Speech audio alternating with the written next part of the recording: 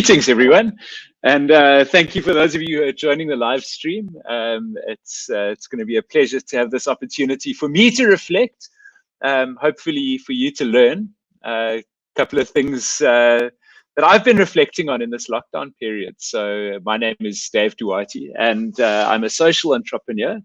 I've had a long career in as an entrepreneur, as an educator, and I've worked in academia a lot and in the nonprofit sector also. And I guess my guiding philosophy in business can be summed up in a phrase, quite simply: connect to change.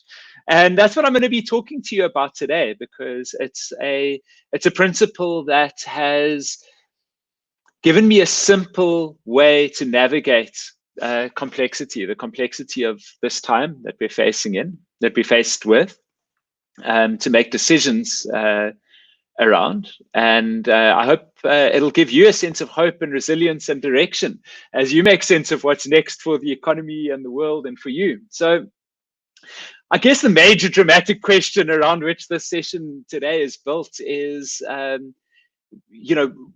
what's next for the world? The Campus Party initiative broadly is focusing on this question of how we build back better. How do we reboot the world?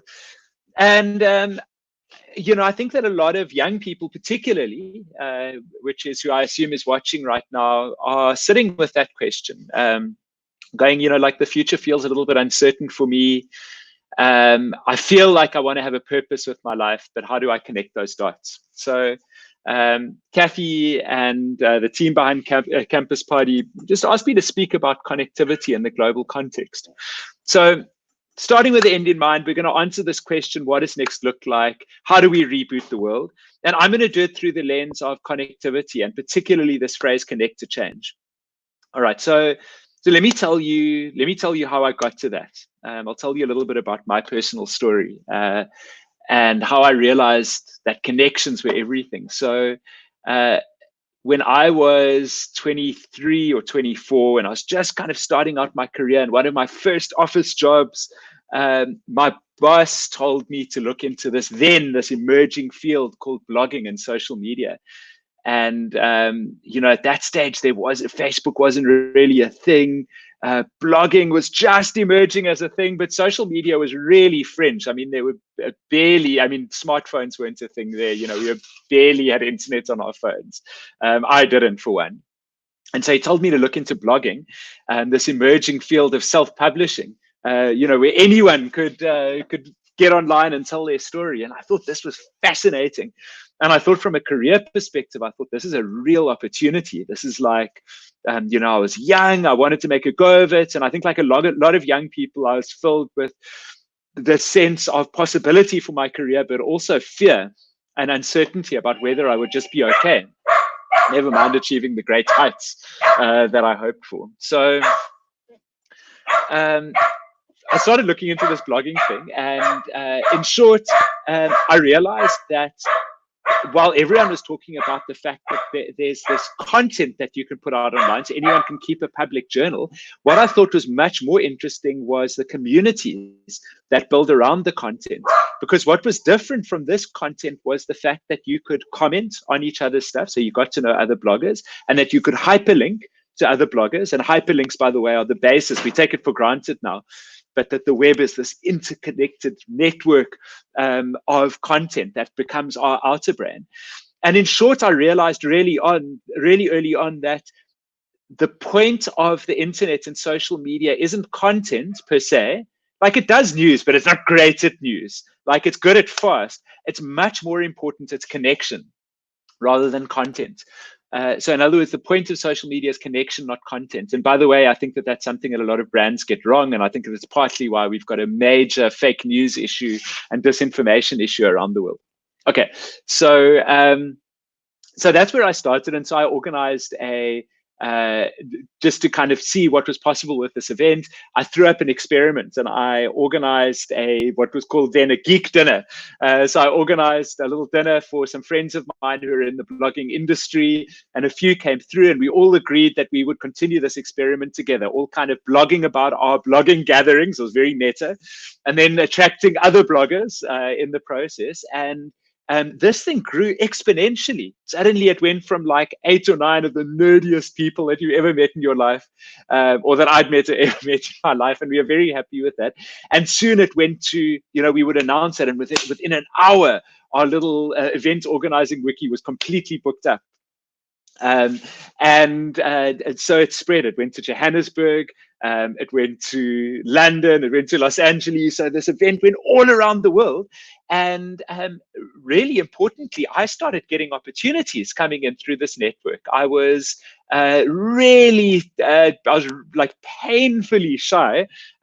So I do a lot of public speaking these days, and I really enjoy it because I'm a natural teacher, but I'm also painfully shy, and I'm definitely an introvert. Not painfully shy anymore, not painfully anymore, but I'm an introvert, and I value my space.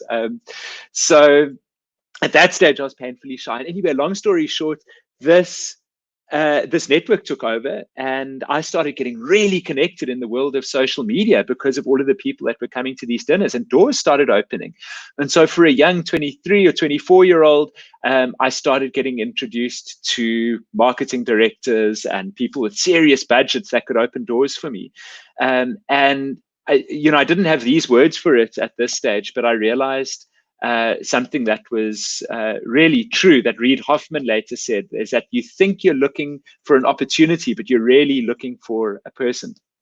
So opportunities always come through people. So that for me was true, and that network for me became the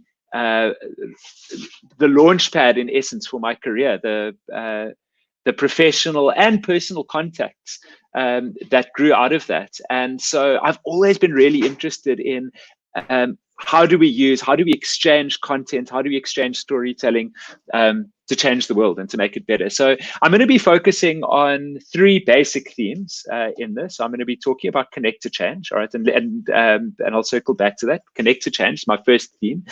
Second theme is storytelling, and then the third theme is building on a robust foundation.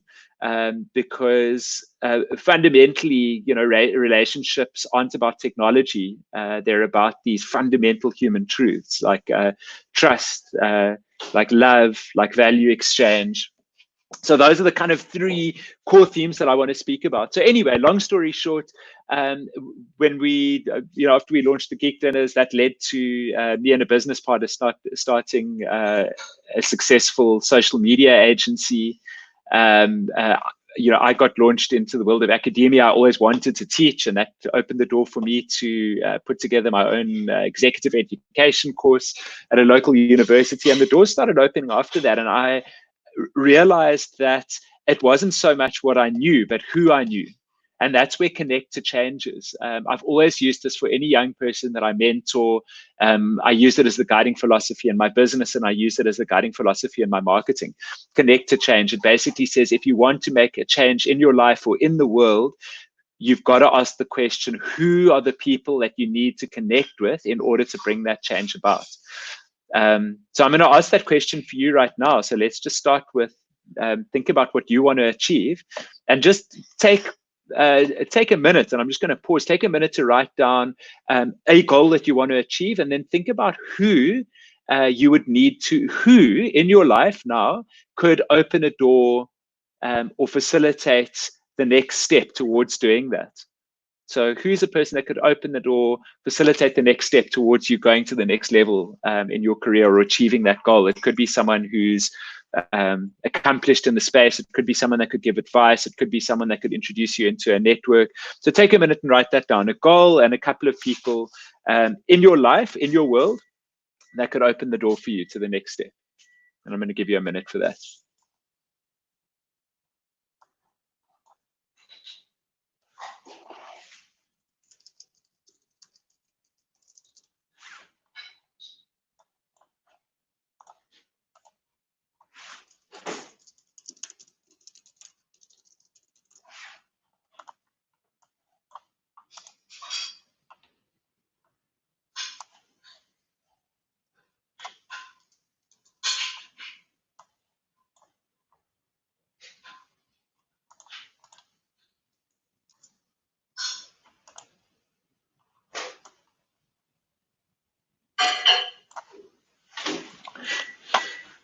Right. So I hope you found that that exercise starting it is really valuable. I just want to build a little bit on that.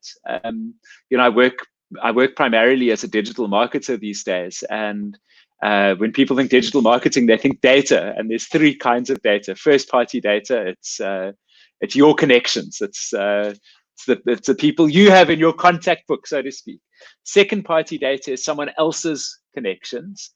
So who do you know that could open up doors for you? And third party data is existing public data sets that you could maybe tap into. And for me, second party data is always the most interesting. So it's not always who is in your network, but who could you connect to that would open up the doors to who you need to. And so in the space of starting out your career, it's finding these networking groups. So for me, it was I realized, for example, earlier on in my career that I wanted to do more public speaking. I wanted to learn how to do it. And I didn't have anyone directly that could open a door for me. So I thought, is there a group of people that could do this for me? And I went to Toastmasters. And Toastmasters is a club essentially of amateurs who want to learn how to do public speaking better. And through that network, I connected with people that became friends who are able to mentor and coach and advise me. So once again, once you've got a why, once you've got a direction or a what do I want to do? The next question for me has got to be a who. You know, Simon Sinek famously gave this TED talk about, the power of why. And, I've seen so many companies and individuals struggle with their why because there's so many things that we care about in this world. What's the purpose of my life? Oh, it's so intimidating because, do we commit ourselves to protecting the environment, to mental health or physical well-being, gender equality, care for the sick. There's so many things that we could dedicate our lives to, but in most cases, the thing that we decide to dedicate our lives to, it isn't the cause as much as it is the people that are in the cause. So this is one of the truest things that I've learned. It's I used to believe that it's people get involved in causes and then they stay because they make friends.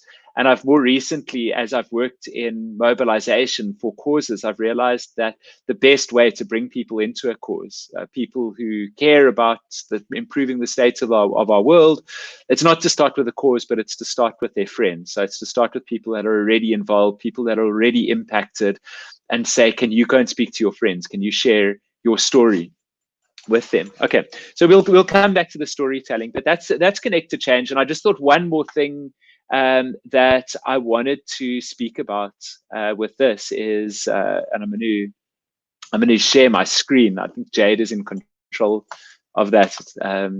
Just to show you here. Excellent. Thanks very much, Jade. So, oops, it's a little bit blurry for me here, but anyway, I'll tell you about the slide. So this blurry slide that you see here, there it is. So this guy is an epidemiologist by the name of Nicholas Christakis. So I'll type his name here for you, Nicholas Christakis. This guy changed my life. He studied the spread of viruses through social networks. Very, very, very relevant topic right now. His work, it's called epidemiology. And it's obviously in the context of coronavirus, it's something that's crucially important for us to understand and study, and many people do. Anyway, Nicholas Christakis did this fascinating research that showed that it's not just colds and flu that spread through social networks. What he found is that other things that we didn't consider were contagious, things like optimism, spread through social networks. So if you've got a bunch of friends who feel optimistic about their lives and the state of the world and they act accordingly, that's going to rub off on you. You're going to feel similarly. Things like obesity, strangely spread through social networks. So this isn't by some kind of magic. I think that it's by lifestyle. If you've got friends that, tend to overindulge on sugary and fatty foods, and that's how you connect with each other, and you don't have a lot of physical activity, and the norm is not to live a healthy lifestyle, then it's much more likely that you're going to experience that. Likewise, wealth tends to spread through social networks. So I took this as an instruction when I was in my 20s. I read about this or something similar, and I wasn't in a place where I was really happy in my life. And so what I did is that I made a list of the most inspiring people that I knew. And I listed them, and excuse me for this because it sounds it sounds a little bit Machiavellian, but I rated them in terms of influence from A plus to kind of B. And I just said I want to try and spend as much time with like the A plus people as I possibly can, people that just kind of for me model the kind of people that I wanted, people that were more caring and empathetic, for example, people that were more nurturing, people who are inspiring physically or financially or in their careers and who could share tips with me. And I put together a kind of dream list of people that I'd like to spend more time with, but also not people that would make me feel worse about myself, but people that would see me and acknowledge me. And that really, really, really made a difference to me. It's almost like magic because, it's been said in business many times, you've heard this before, that culture eats strategy for breakfast. Culture eats strategy for breakfast. And what that means is that you can come up with the best plans for yourself and your life. What you're going to do, how much discipline you're going to apply, how you're going to join the 5 a.m. club, how you're going to, drive a Lambo when you're 30 or whatever else. But there's only so much willpower and hard work that you can do that'll get you somewhere. The exponential results come from the culture that you immerse yourself in. And that relates to a second idea that I'd like to speak to, which is called Senius. Senius, and it's a concept that a guy by the name of Brian Eno came up with, and basically he said that we put far too much emphasis in genius. So it's a combination of the words seen and genius. Seen plus genius equals senius. He said, we put far too much emphasis in the way that we tell the story of success and achievement in today's culture. We put far too much on the individual achiever and not enough on the role of the supporters in the genius's life play. The classic example, we celebrate Steve Jobs, but not necessarily Steve Wozniak, as well as the whole tinkering community in which they played a part in. So if you look at these geniuses, these people that break through, they don't do it alone. They are oftentimes partaking in these communities of interest. And in these communities, there's a sense of collaboration. There's a sense of direction, of purpose, of playfulness, of mutual acceptance of weirdness. There's acceptance of experimentation, trial and error. It's what we might call a subculture. And if you can't find yourself immersed in a subculture, you are stuck in reading articles online. You are stuck in getting the same second or third hand information as anyone else in the world.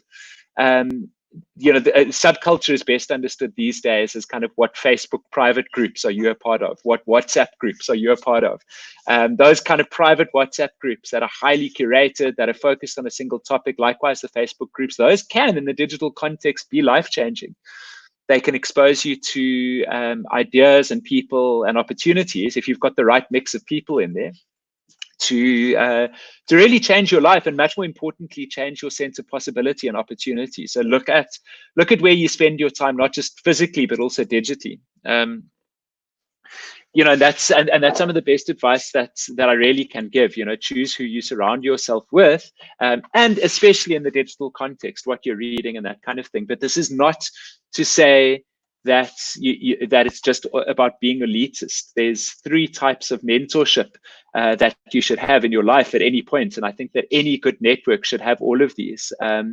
So the three kinds are, and I'm going to change the color of this just to demonstrate. So the three kinds are, you should have people that are, I'm using the term younger, but it might not have to, so younger than you, so that you can share your learnings and reflect on your journey, and they'll hold you to account. So you have the opportunity to reflect and to uplift. That's the one kind.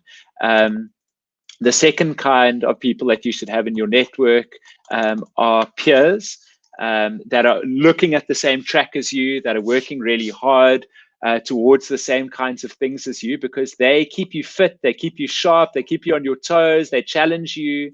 So it's really important to have a kind of peer group in this. And then it's also, lastly, really important to have elders. People that have walked the journey before you and that can share their wisdom and keep you from falling into the same traps that they did. And so there's this kind of ecosystem of mentorship and connection that happens when you want to create change. And that ultimately, when we look at who thrives and who survives in a context of change, like we're faced with in COVID, it's people that have these kinds of robust networks. You know, and an example here with these kinds of networks, it would be networks where you have, for example, I'm involved with a private group that has a combination of, it's in business, combination of very successful business people who are in the philanthropic realm. You've got, so they're almost like the elders. There's people like me that have got emerging organizations. We're doing our best to keep afloat. I'm blessed enough to have my business have grown during this time, which is not so much up to me as it is to the industry that I'm a part of. And lastly, we've got people that have been really hard hit by the recession and the downturn and the lockdown like this. And what we're doing is that we're working together to ensure that the whole network thrives and is resilient through this time, through fundraising and donations and mentorship and hiring each other's resources. So through that, we are robust. So the most sturdy kind of insurance that you can get, I believe, is not just financial insurance, which is obviously very important, but it's social insurance. It's your social safety net. You know, at the very least, that if you lose everything, you can go and chill on someone's couch. So yeah, we talk about these social safety nets. So I'd like to take a step back now at this stage. I've kind of introduced my concept, this idea that that I call connect to change. Connect to change. So literally anything that you want in your life to change, who do I need to connect to? When you're trying to do a marketing campaign, or come up with a breakthrough technology idea, it's what are the clusters, what are the networks that I can connect to? Let me give you a little example, by the way, before I move on. One more thing. We're planning a campaign to kind of create a Team South Africa around coronavirus right now. So we haven't launched it yet, but I'd love your support, by the way, if anyone's watching this and wants to be a part of it. This idea that beating coronavirus is a team sport. We want to have like defensive players, which is take care of yourself, wear personal protective equipment, wash your hands, keep social distance, and offensive players, which is take care of your community. So what can you do to help your community be more resilient? Everything from making donations to calling people out to, whatever it is. There's a lot of different things that you can do. So how do we scale this?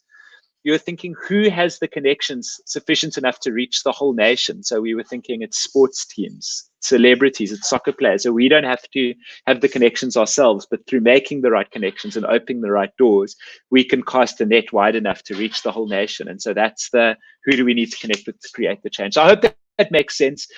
We oftentimes start with why, but we need to start with who. I think that also the last thing with who is it's easier to get to than why. When you ask around a purpose, why am I doing this? It's so hard. But if you go, who am I doing this for? It's really important. For me, the who, by the way, in my work, I think that the framing issue of our time is the environment and climate change and the sixth mass extinction that we're facing right now. So the who is Gaia, it's the earth. It's a kind of, for me, I think of ecosystems as beings. And by the way, sentient beings. So So yeah, that's a little bit about the philosophy. But now let's look at. I want to take a little step back now and kind of go. All right. So we are in this context of wanting to reboot the world, and um, before this time, it's so funny. Everyone was talking about technological disruption. And I've always found this upsetting because I get asked to speak on technological disruption all the time as if it's a good thing. Um, for me, everyone wants to disrupt everything, to disrupt business, to disrupt the status quo. And to some extent, that's very necessary. But to another extent, technology is far from the most disruptive force in the world. It turns out that viruses can be far more disruptive than technology can be. It turns out that nature itself can be far more disruptive than technology can be.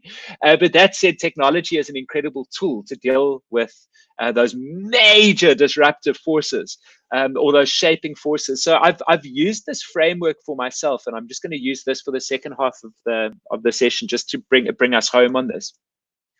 I was briefed to look at how do we use connectivity to connect us to the opportunities that will help us thrive, get the best jobs, make sure that we ourselves and our loved ones are safe, that our businesses can survive. And so let me just share this framework that I work with called Tech Trends and Truths. We very often pin our hopes on technology in times like this, and technology has been super freaking useful. We're using StreamYard here to connect with all these different social channels. Most people have had to get onto Zoom, and parents and children that have been lucky enough through the internet to do homeschooling have got a massive advantage over the parents and kids in communities that are not connected to the internet. So technology is obviously absolutely vital, but there's a fundamental truth that that ensures that we're directing our energies in the right place, and that's the need to learn. All right. So there's always these three kind of levels. Jeff Bezos, the founder of Amazon, famously said, and he's got this quote. It says, here's the quote. He goes, people always ask me what's going to change in the next 10 years. What's going to change in the next 10 years? And I think right now the kind of equivalent question that we're getting now is, what is the world going to look like post coronavirus? And the answer to that is the same as this. Who knows? It's really emerging. We're hoping that we're going to cut down our carbon emissions. We're hoping that, for me, I'm hoping that digitization is going to be the norm. This is going to kickstart us into the much needed fourth industrial revolution, or the green economy. But there's a much more fundamental question that we need to be asking, which is, what's not going to change in the next 10 years, and what's not going to change in the next 10 years focuses you in terms of where you need to deploy technology. So what's not going to change in the next 10 years? What are the major problems that business, civil society, talented people are going to resolve? Well, think about it for yourself. There's the need to reform and modernize education. We can no longer ship our kids off into these, warehouses that we call schools, to be talked at for 8 hours a day, or at least not the same way that we currently do. We need to create economic inclusion. We've got things, like goods and services need to be transported more efficiently. Goods and services to be transported more efficiently. We need to shift to renewable energy. It's another major one. So the shift to renewables. So we need to get off fossil fuels to a large extent if we're going to remove emissions, at least reduce our reliance on fossil fuels. So renewables need to increase. All of these things are bankable changes over the next 10 years. Uh, when you build on these fundamental needs, by the way, we can go even more. We can talk about, human beings need to find ways to create and nurture relationships online more healthily, as well as uh, improve the way we meet and work online. Um, so these are the fundamental issues that good businesses are focused on. So for example, at Amazon, their big three that they set out 20 years ago were fast delivery, low prices, and a huge amounts of choice. Bezos said those things are never going to change. So any technology you invest in needs to help us reduce prices, deliver faster, and have larger, a greater capability to warehouse products and services. So build on the truths, align with the trends. So along all of these things, we see that there's these mega trends that are happening right now. So bandwidth is, so we need to sustain ourselves in the world. We need to get more environmentally friendly. That we can all agree. That there's many hows. The why is environmental friendliness. Education needs to improve. There's many ways that we could improve education. One big trend is mobile learning, blended learning, and a fundamental is we need great teachers. So technology needs to be in service of the truth, not the other way around. And when we focus too much on what technology we're going to bet on rather than what problem are we going to invest ourselves in solving, you've missed the trick. All right. So that's a step back. And it's just, once again, in the context of our talk, it's drawing the line between the truth and the between the truth and the tech. So just in closing, and I'm going to stop sharing my screen here just to speak about it.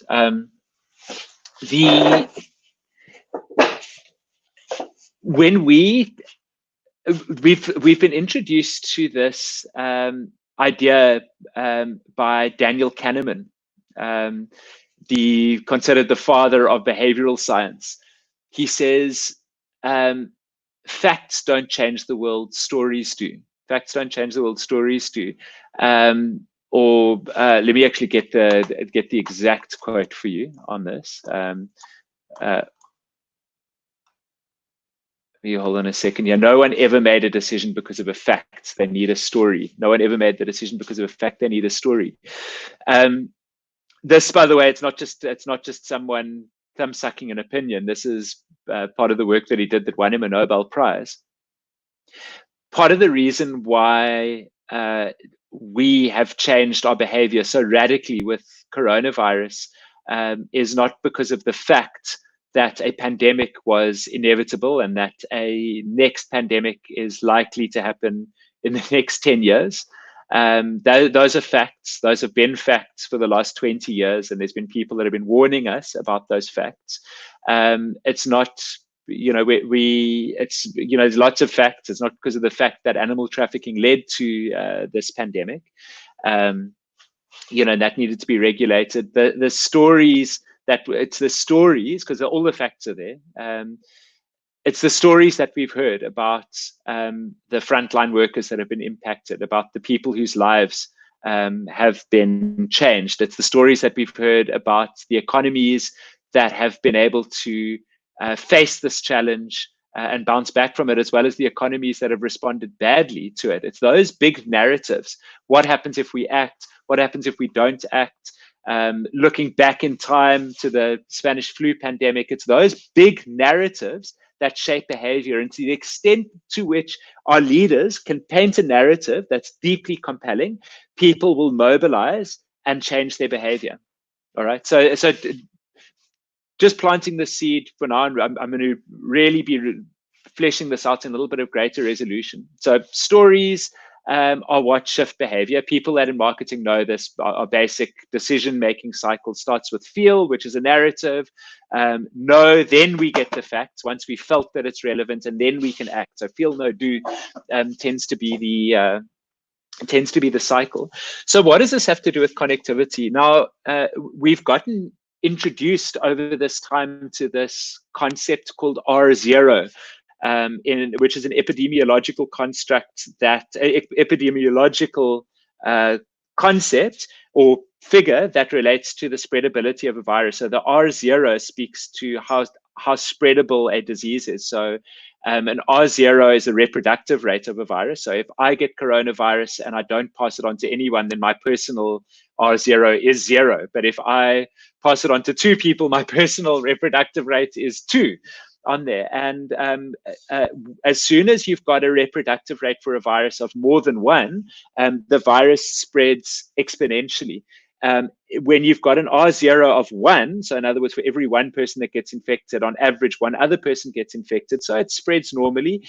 And as soon as you've got an R0 of less than 1, so in other words, for every 1 person that gets it, there's not everyone, on average 0.5% gets it. You start getting an exponentially downward looking curve. All right, so that's really important. It's these subtle numbers. Do I pass it on to 1 person? It carries on going and growing. Do I pass it on to more than 1 person? It goes exponential. Do I pass it on to less than 1 person on average? And it goes down. Now, just closing up on the on our connect to change theme for this talk. Nicholas Christakis, the epidemiologist that I studied, or that I read everything that I could about, introduced the idea that just as ideas, concepts, behaviors, and viruses spread through social networks, so can the cures.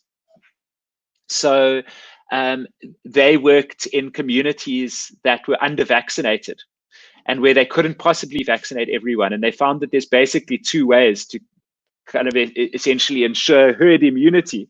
Excuse the horrific phrase, because humans aren't herds, but one way is to immunize 70% of the population, and the other 30% is pretty much protected from it because of the 70% that surrounds them. So that's one way to keep people safe. Another way to do it, and far more efficient, is to identify the 30% most connected people, the super connectors. And the 30% most connected people, so let's say the teachers, the priests, the storekeepers that come into contact with a high degree of people, have a disproportionate impact on keeping communities safe. So in other words, influence isn't evenly distributed. So what he said is, if you can identify the super connectors in a community and connect with them, you can spread good behaviors. In my world, and by the way that they do it, it isn't through clever mathematics. They'll go on the ground in a village in some rural part of the world. And the way to find network centrality, the most connected people, it's very obvious. Everyone knows them. It's so obvious, and it's true. So all you need to do is start anywhere in the network. You connect with 1 person and you go, who do I need to speak to? And with a hop, skip, and a jump, you're dead center in the network. You can be connected to everyone that you need to speak to. Or if you reach that person and convince them, you can essentially distribute your ideas through everyone. So just closing it up in a couple of things. Firstly, and then there's one more thing on this. So hold that thought, connect to the super connectors. Second thing is how spreadable a virus is also relates to how spreadable an idea is. So if you think about a virus, the R0 is how transmissible the disease is. So coronavirus is highly transmissible. I think the R0 is like 1.5 or something on it. Airborne diseases, for example, have a higher R0. In the ideas context and in the careers context and the business ideas context for yourself, your R0 is how easy it is to talk about and remember you. So your R0 is how good is your story? How efficient is your story? Is it like, in other words, is your story? And I love this idea from Chip and Dan Heath. I'm going to share my screen just so that I can write it down here. They call it. Let me share my screen for you over here.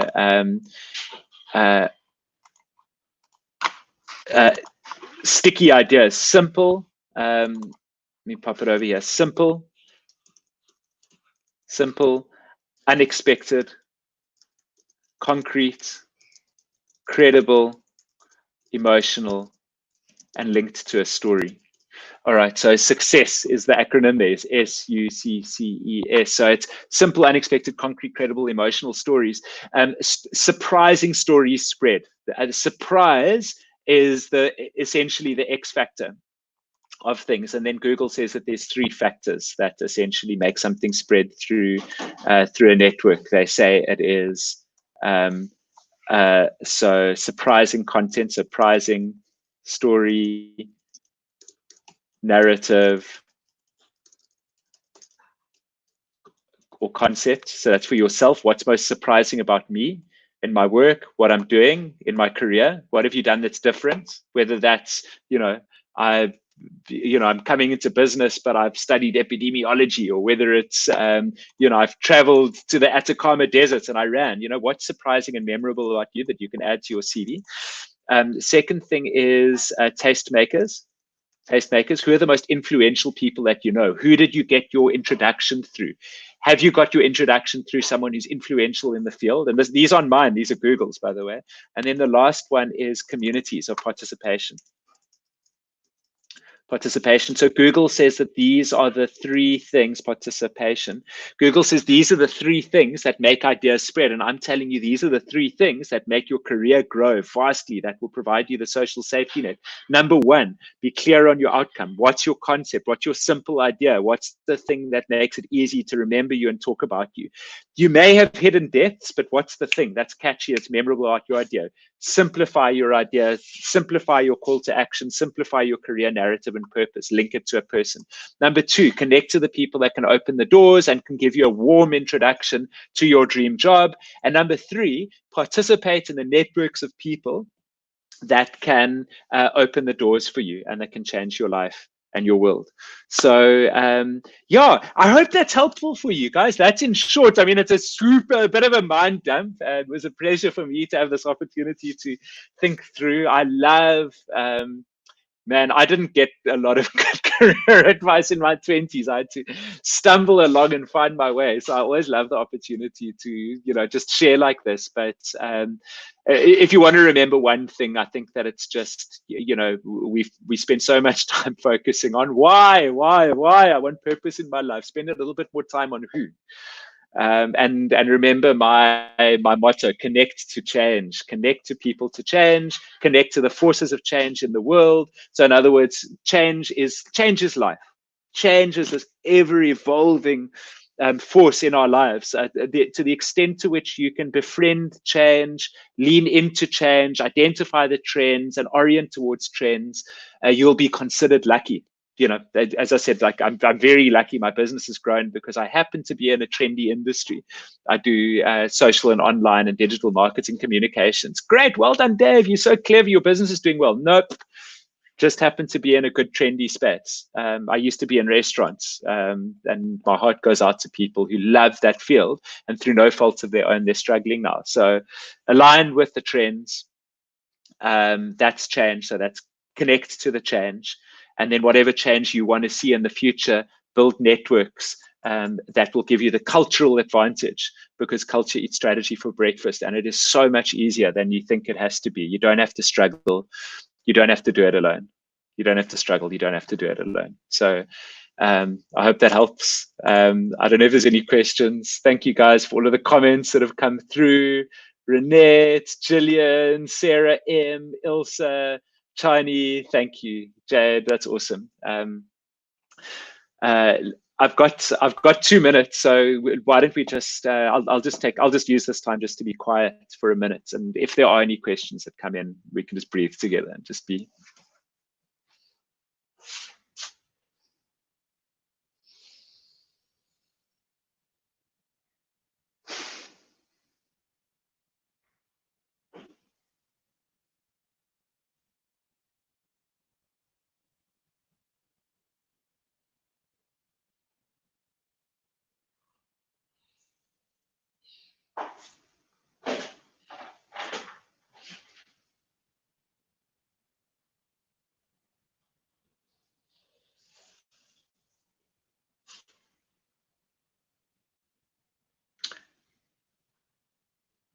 Thank you, Mom. My mom just commented. But thank you, I appreciate that. and Max. Thank you so much.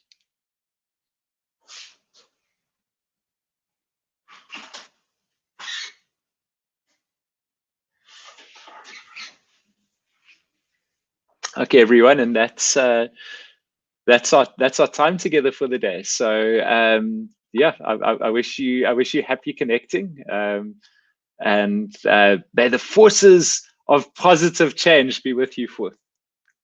Hold on. As we're leaving, question that the that the campus party team have just pushed through. What is your biggest learning during this lockdown? Wow, Gillian, thank you, Gillian. Gillian, by the way, has been a mentor and a peer and a phenomenal a friend to me in the industry over the last few years. Gillian, right, this is straight up. This is like uh,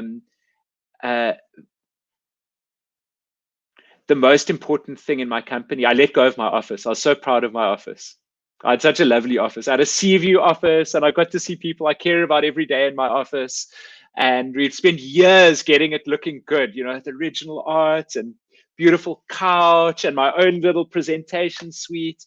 And after 2 months of not using it and realizing we couldn't go back to safely using it, that thing that I'd attached so much meaning to, like building around, I just had to let it go. And there was no disruption of service. There's nothing else. And I think I realized, I know this sounds trite, but two things. Number one, business is about people. It's about the people that I get to work with. And, I can challenge a lot of assumptions, but honestly, straight up nuts and bolts. Geez, the most important thing for any growing business is to keep your overheads down. Honestly, Gillian, there's lots. I mean, I could share. I've gone through emotional ups and downs. I've gotten into mindfulness, and then I've fallen out of mindfulness. There's so much that I could talk about in the context of this talk, though. Let's keep your overheads down. So invest less in stuff and invest more in people. Businesses grow when people grow, and the extent to which you can use digital technology to keep your team together is the extent to which you'll have a sound business. Connect to customers, connect to team, and reduce your connection to costs. I hope that helps. Thanks, everyone. So much appreciation. And thanks, Gillian, for making this happen.